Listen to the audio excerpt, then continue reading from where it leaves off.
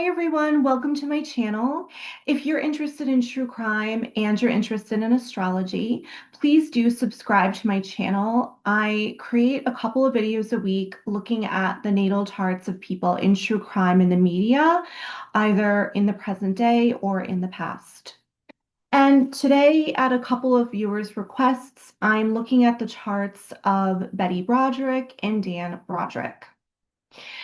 So I am going to be looking at the synastry between them. And so what synastry means is that you're looking at the relationships that the planets in one person's natal chart are making to the planets in another person's natal chart. So in this case, we have Betty's natal chart in the middle ring, and then we have Dan's natal chart in the outer ring. And I'm going to go through all of the very interesting relationships that their planets are making to each other. In this video, I'm also going to try to talk about some of the planets in each of Betty and Dan's natal chart to further help us really understand who they are and how they struggled with each other. I see them as having fundamentally quite different needs, and some of that will become more clear when I explain some of the planets they have and the aspects they have in their own chart. I will say, just as a quick sneak preview, that it is my opinion when looking at the charts that Betty could have felt tricked by Dan over time, in that she came to see that he was a much different person than she perceived him to be in the beginning of the relationship. Now, that happens in every relationship to some extent, right? When we're first dating someone, we're on our best behavior, we're in the honeymoon period, so everything feels blissful. And then as the weeks and the months go by more and more, our humanity starts to leak through, and we start to see each other for who we really are, and that we're very much complex human beings. But why does it get to Betty so deeply? What's going on here for her? And what's happening to Dan as they carry out their marriage and try to meet each other's needs? I'm going to take you guys through all of that as I go throughout the video and more. So I want to start with Dan's Sun conjunct Mars. And so this is known as an out of bounds conjunction. Since the planets are in two different signs, they're in neighboring signs of Sagittarius and Scorpio, but they are still in a conjunction because they're within a 7-degree orb of one another. So when you have two planets in conjunction, the planets are essentially fused together. It's as though they are blending with each other. So I want to talk about a sun at 0 degrees of Sag. Um, when someone has a planet at 0 degrees, it's as though they're coming into this world with fresh eyes in that sign. So this means that Dan is in effect trying on Sagittarius for the very first time in this lifetime. So imagine being in the Wizard of Oz. All you're used to is a flat black and white landscape. And then all of a sudden, you're teleported to this magical land with vibrant color, interesting characters, lush vegetation, and lots of sunshine. It's overwhelming, it's blinding. So, someone is kind of stumbling through life. Someone with a 0 degree planet tends to feel so overwhelmed that they keep tripping up and making the same mistakes over and over, expecting different results. With a sun at 0 degrees of a fire sign, Sag in this case, it kind of makes me think of a golden retriever puppy. So, this is a fire sign. This is someone who is going to want adventure and risk taking. They're really going to want to jump into things, really jump at certain opportunities, maybe without giving it much thought. They really want freedom. They want to kind of take life by the horns. And the fact that it's conjunct Mars in Scorpio tells me that this person may be someone who acts boldly on deep desires. Mars is in its rulership of Scorpio here. So this is what I call super Scorpio. It enhances all the traits associated with Scorpio. So it's going to amplify his intensity, his sex drive, for instance. And being that it's conjunct the sun means, especially again at 0 degrees of Sag, means this is someone who could really explore their desires in a very fearless, sometimes impulsive way. So this conjunction that he has is sitting on Betty's Venus conjunct Jupiter in Sagittarius. So what this means is that there was an extremely potent attraction between the two of them, especially in the beginning. I think the chemistry was just kind of off the charts. And with two people like this, the chemistry could be so magnetic that I think it could make parting ways or ending the relationship very, very difficult because there is such a magnetic pull. It's like love addiction. And being that Betty is the one with Venus in the mix, I can see why it felt harder for her to end things, to really pull away. Because what does Venus want? Love, romance. They want to feel attached. And the fact that it's Venus conjunct Jupiter means that it's going to make her obsession for someone like Dan even bigger. Um, I really think that this contributes to her attempts to reel him back in, as she tried to do over and over again, as we've seen in the media. And he brings so much, like he brings a real level of depth and intensity to her. She already has her sun in Scorpio, Mercury in Scorpio, so she wants that depth. She's just magnetized by it. And again, I think in the beginning, like I said, there would have been this like love addiction, like we want to swallow each other whole kind of a feeling between the two of them that I think she probably just expected to last for the entire relationship. But moving forward, then, of course, she'll see his Aquarius moon and more stuff that I'm going to get into. Um, so his Mars is so, so important in this synastry because not only is it sitting on this Venus Jupiter for Betty, it's also making a square to her Mars and to her Saturn. So I want to actually start by talking about Betty's stellium. She does have, it's a loose stellium because the Pluto is, it is within a 7 degree orb of Mars, but it's not so close that it's like these three planets are always bundled together. It's a little bit far away, but I would still consider it a stellium. So these planets are all in Leo. And the order of the planets makes a big difference. So Pluto, it's at 14 degrees of Leo here. So it is setting the tone for this trio.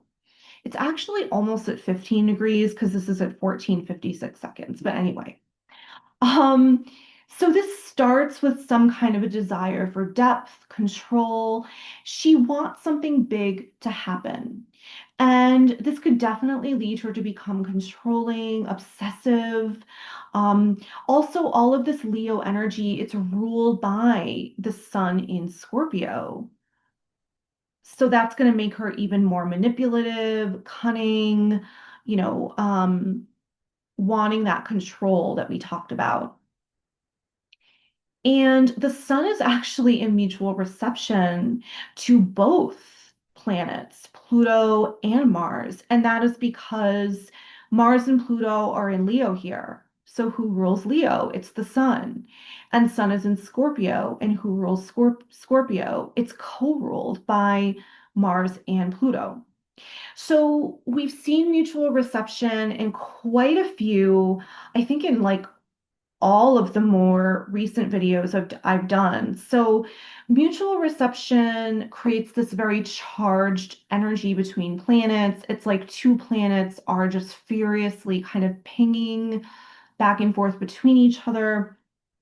So this is going to make her extremely bold, while also being quite strategic because it's Scorpio. And when this energy is used for good, it can be really, really powerful in a good way. Um, so back to the stellium. So Mars is next after Pluto, and Mars is her action planet. It's going to make her act. Now, this Mars is in Leo, it's in fire. So she's going to act assertively with fire energy towards trying to act in a way that controls something, that creates some big change, that allows her to gain the upper hand, maybe.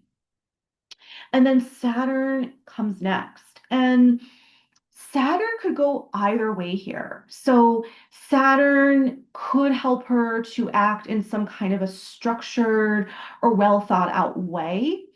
So again, when used for positive, this can be a very nice aspect. This is not necessarily someone who just flies off the handle with all of this fire energy. She can actually organize the energy towards making something last, and she's not afraid to work hard or be persistent.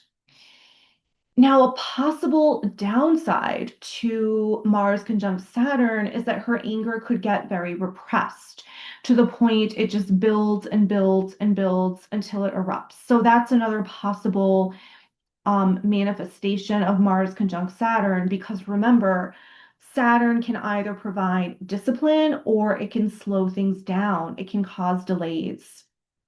So now back to his Mars.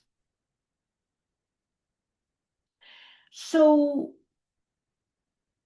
what does this mean that his Mars is making a square to these planets for Betty? How does this energy play out?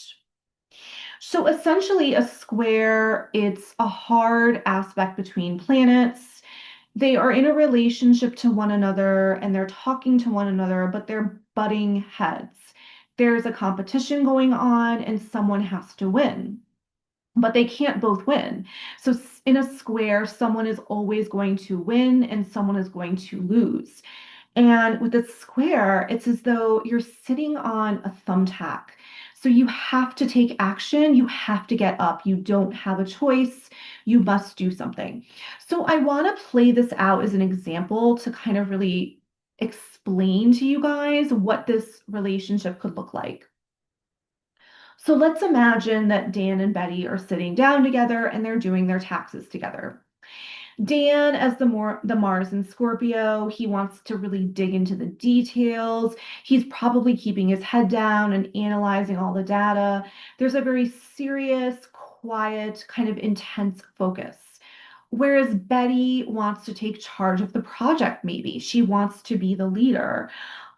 She's the one with the Leo energy, so she may think that she's the better person to get the job done. Who knows? But she wants to make the decisions and kind of show off perhaps how much she knows, how smart she is. Also, this is important. Both sides are in fixed energy, so neither of them are budging. When I say that each sign is fixed, I'm going to start with Leo. So Leo is fixed fire. So think of Leo as being a bonfire in a fire pit. It stays in one spot and it's just glowing. It glows up the backyard. It might be cold out. So it really beckons everyone to come and get close to it, to kind of bask in its warmth. That is Leo. It's fixed fire. The fire just stays in one spot. And then Scorpio, on the other hand, is fixed water. So think of Scorpio as a sheet of ice on top of a river. It's solid, it's placid, but underneath it's deep, it's murky. There could be all sorts of things going on in the river underneath that surface that no one can see. So both elements are fixed and they're staying where they are. They're not moving. So when you have a square in synastry, the growth point is to at some point be able to see the other person's perspective and come together. But with both signs being fixed, it could make that possibility more difficult because they are both really holding firm to what they think is best. So in effect, they both dig their heels in, and there could be a real stuckness to the energy of this square. So, what is this going to feel like for Dan? He will probably become quite frustrated with Betty. He'll think she's being a show off or impatient. She's not taking enough time to really think things through, think things carefully, like he is with all the numbers. And what will Betty think of Dan? She may perceive him to be overly controlling, like they have to do it his way. She may even think he's being secretive, like, why does he seem to be doing this privately and not involving her more and really admiring her for how much she knows? And so the more and more they argue, Dan could try to use manipulation tactics because it's Scorpio to try and really control Betty. He could criticize her. Um, he may ask her questions to get her to slow down and think things through. And this is really going to push Betty's fire energy even further. She's going to become more firm, more loud, maybe more competitive with Dan, more brash. So the way things happened when they broke up, I think is pretty symbolic of this aspect playing out. And I say that because when they split up, well, even before they split up, I think, Dan was doing a lot behind the scenes. So he was building a relationship with another woman. Him and that woman buy another house together. He wins sole custody of his and Betty's children, and he finds a way to cut her off from his financial assets. So that is a wonderful use of Mars and Scorpio because he was very determined and he went behind the scenes to get all the details in order in a very focused way so that he could, in effect, win and get away from Betty, get out from under her thumb. But of course, what did this do for her? Because it's a square. So it's a fixed square. So I think this just amped up her energy to make her actions more fiery, more explosive. She had to win. So she came up with these big and bold ways to try and overpower him, like driving her car through his house. Now, I think it's very much worth mentioning she does have a moon in Virgo. So she can be just as solution oriented and methodical as Dan. So she was able to think things through at times very methodically, very carefully, and in a calculating way before acting at times. Now, if we are going off this time, by the way, neither of them had verified birth times. So they're both at 12 o'clock, but this would put his moon at 21 Aquarius. Now, the moon changes every 2 hours. It's the fastest moving planet. But I do believe no matter what time he was born, it would be in Aquarius. And same for her with moon in Virgo. Um, and so let's just talk about what does a moon in Aquarius look like? This is someone in whom my mind may need a lot of freedom to explore things, to experiment with ideas. So actually combined with this 0 degree sun in Sag, this is someone who's going to really want to get out there, interact with society. This is not someone who's just going to stay at home and, be a stay-at-home dad. Of course, in those days, I don't think that was really an option anyway. Um, but the gender roles were so fixed. So, but I see him as really wanting to get out into society. He has a very intellectual or scientific mind. And his Aquarius is interestingly in mutual reception with Saturn in Cancer. So I think this is why he wanted to become a doctor, because Saturn is great for use in work or career, and it's in Cancer. So he wanted to use up this energy to be in Cancer to take care of people, but he was only able to do it in this, moon in Aquarius way.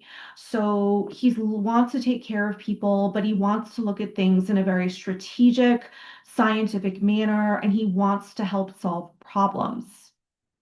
Um, Now, the problem with these two charts is that his moon in Aquarius, it's likely, I'm going to say likely because again, his moon may not be at 21.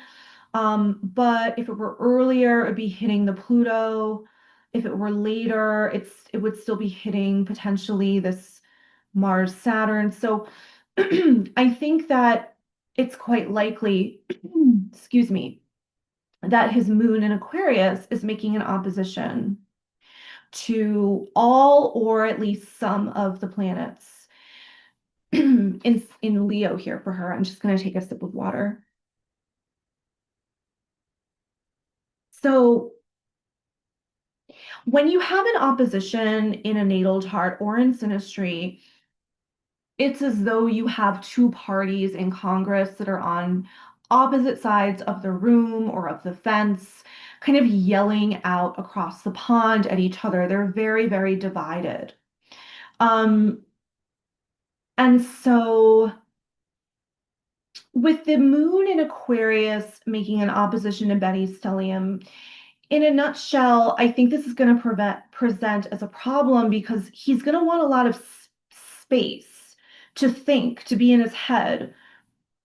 He also does the Mars and Scorpio. I mean, yeah, this could make someone quite sexually, want to connect in an intense way, but even Mars and Scorpio could make someone quite head down, like I talked about, intensely focused on a task at hand. So I think he's going to want a lot of autonomy. And she is going to want a lot of commitment. And Leo in particular, Leo, people think of Leo as being mainly this like very, very self-centered sign. But Leo, I have to tell you, it can actually be maybe even the loneliest sign in the zodiac if they feel they're not getting noticed, they're not getting attention or love, especially if they have brought someone into their kingdom. So if you have a friend who has a lot of Leo energy, a partner, you they may feel like you should feel special or chosen because they made an effort to really envelope you and bring you closer into their kingdom. And therefore, they expect a sense of presence and loyalty. They really expect, but I brought you into my kingdom. Of course you'd want to be around me all the time. And so Dan's need for autonomy and room to be alone, to think, to solve problems, I think is going to leave her feeling really lonely, very unchosen, very unseen. Um, and so, again, I think with the oppositions playing out, with this being in Leo, this being in Aquarius, again, they're fixed.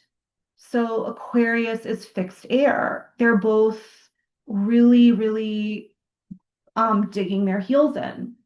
It's going to make meeting in the middle and negotiating even harder. So I think that Dan becomes even more detached from Betty when he feels smothered by her.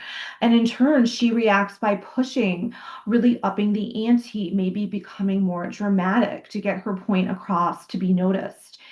Pluto, moon in particular, if Pluto is opposing the moon, I think that, again, this further makes him feel like she just cannot let go of him. She's addicted to him.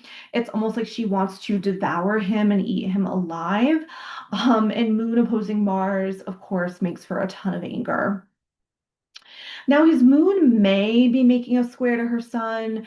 I say may because, again, I mean, this is a 7-degree orb, but if this were any later in the day, it would not be making a square. But let's just say that it is, let's just pretend it's a square. So anytime you have a square between the moon and the sun, either natally or in synastry, the main feeling is what I need emotionally. It's in conflict with who I am or who you are at your core.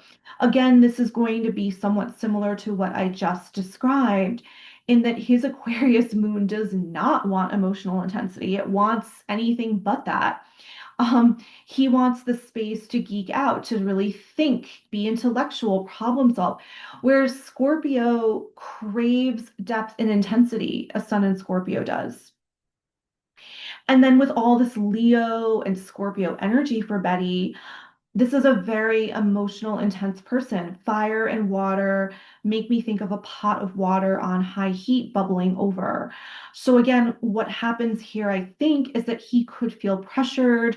He could feel maybe emotionally cornered by Betty, and then she could feel rejected and like he is withholding emotion or affection from her. Um, I will say that Betty and Dan have some pretty nice aspects. I don't want to just overshadow that. So this may not be completely right because her moon may not be at 10 Virgo, but if it's around there or yeah, if it's around 10 Virgo, this would be making a really nice trine to his Venus in Capricorn. This is really great for partners, very harmonious aspect. And then his Saturn is making a really nice trine to her Mercury. So if you have a partner that's making their Saturn's making a trine to your Mercury, they can really help you to organize your thoughts. She could feel like she's being taken quite seriously by him at times. But unfortunately, I do think for Betty and Dan, from what I see here, the harder aspects their planets are making to each other are just so intense and difficult that they're probably going to kind of outweigh what feels easy and light between the two of them.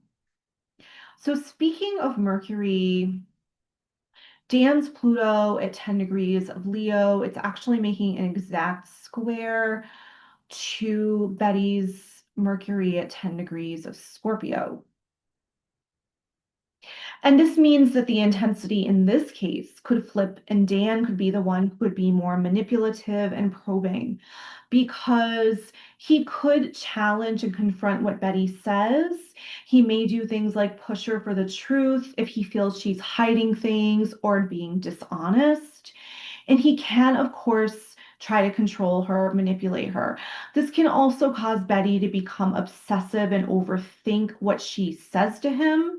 She's already a huge overthinker, by the way, with Mercury and Scorpio. And then we have, oh, yeah, and then this is also making a square to Pluto. And then we have the moon in Virgo as well. So she already overthinks a ton anyway. But especially with, the Pluto, his Pluto making a square to her Mercury. I think that, this is going to put her over the edge with that. She's going to feel quite scrutinized by Dan. So she may want to drop heavy conversations, actually. But as Pluto, he may want to keep going if he feels that she's not telling him everything. So he's going to keep going and going until he tries to get the truth out of her. So we're kind of nearing the end. One of the last things that I want to talk about, I think, is actually one of the most interesting. So I think it's really noteworthy that for Dan Broderick, his Venus is opposing his Saturn. And that is because he has Venus at 7 degrees of Capricorn and he has Saturn at 9 degrees of Cancer. So these planets are in 7 degrees of each other and they're making an opposition because it's in Cancer and in Capricorn. So this is one of the things that tells me that Dan is someone who may have really struggled over time to allow himself to be loved or to have romance and connection in the long run. I think, he's a highly sexual person. In the beginning, he turns on the charm, and obviously, there was quite a connection between them in the beginning. But I think as time goes on, he actually becomes kind of avoidant because of this opposition. And it's going to be really hard for someone like Betty because of all the Leo and Scorpio energy that I discussed earlier. So, going back to the whole kingdom concept, Leo is one of the most loyal signs of the zodiac. And like I said, once they make you a part of their kingdom, they tend to not want to let go. Also, I know I've said this, but coupled with Scorpio, it just amps up the intensity. So, this makes me think of a princess in a fairy tale or a queen who just wants to be happily ever after with her Prince Charming, while they spend their days gazing into each other's eyes and attached at the hip. So the fact that Saturn opposes his Venus, I think it's going to be a real problem for her. I think it's also going to reinforce this moon in Aquarius for him because it's going to propel him to get out into the world, get away from home, have adventure, have freedom. He really doesn't want to be tied down by a love interest. And what's even more interesting is that for Dan, this opposition is making a T square to Neptune. And so that means that this opposition, the planets are each making a square to Neptune. It's also making a T square to Betty's Neptune.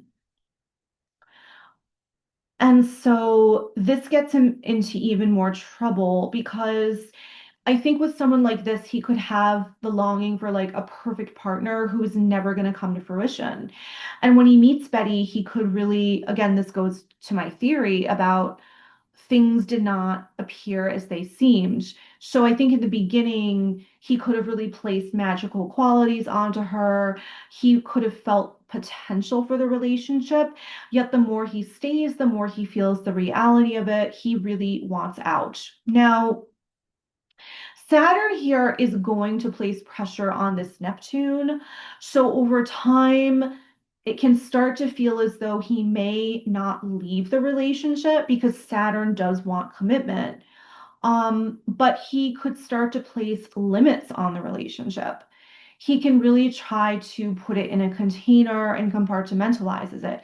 He kind of places it in a little box in order to kind of get on with the rest of his life and not let it leak out everywhere, which of course Betty doesn't like because as we've seen, she wants romance and intensity all the time. So if I were Betty, I could really understand the frustration she feels with Dan over time. Let me be clear, I would not do the things that she did. Um, but I think she could have felt quite duped by him. Because in the beginning it was this like, oh my God, we love each other so much, we want to eat each other up. And then over time, I see him as pulling further and further away from her because of what I've described. And that I'm not blaming that on him, by the way. Like, first of all, highly, highly doubtful that he knew his natal chart, although who knows? But it would take a very, very, very conscious, psychologically aware person to be really aware of what was going on with them. And I just don't know that he was. He likely wasn't. So I'm not blaming this on him either. And I'm not saying, he should have really tried to pretend he was someone he wasn't. No. But I can see for Betty, she just wants the fairy tale. And then it's like, those dreams, those desires are just kind of winding up in the dust the more that he pulls away for her or from her. I also think I want to say that with this opposition making the T square to Neptune, I do think this is someone who could send a lot of mixed messages in a relationship. Like, this could be a person that wants to keep the door open once a relationship ends or has gone sour. So there's a sense of like, this person is still wanting to hang on by a thread. Being that she has Moon in Virgo, this is going to drive her crazy because she's going to be thinking constantly, well, what's going to happen next? And it's really going to leave her hanging. And if you've ever been in a relationship with someone where you're in love or you're just kind of obsessed, and this happens, it can make you go crazy. So, again, I don't want to justify any of her more deviant behaviors here, but I really want to just provide some understanding as to why perhaps her emotions did get so big, so out of control in this relationship with Dan Broderick. Well, that is my analysis on their synastry, their natal charts. There's so much more I could discuss. I really love hearing from you guys, so please chime in if there's something you're seeing natally with each of their charts or something in the synastry that I missed. Please let me know, add it into the comments. And if there's anyone that in true crime that you want me to do their natal charts, let me know. And Stay tuned for my next video. Thank you so much for watching.